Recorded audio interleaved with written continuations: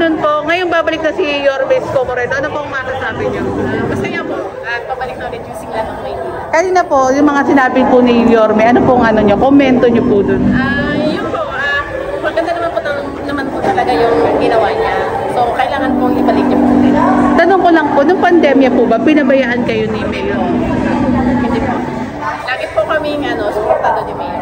Laging may ayuda, lahat tulong, lahat po. Lahat po.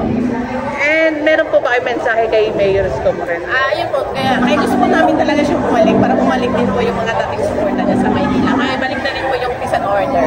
Ay, yung talaga kinanon niyo, talaga, Yes, kanina pa po po. tayo nag-i-interview, talaga ano ng mga tao, kapanatagan sa Maynila talaga ang Kasi sinasabi na.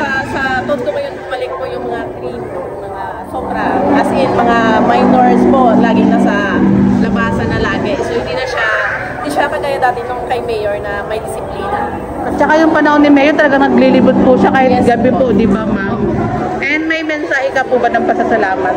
Yes po, maraming salamat po talaga kay Mayor dahil po sa pagbabalik niya, magiging panatag na po ulit kami na taga po. Ayan. Kaya sa pagbabalik ni Yorme, let's make Manila great again. Yes po. Ilang araw na lang ma'am. Yes po. Sama-sama tayo. Yes po. Salamat po. Ingat po.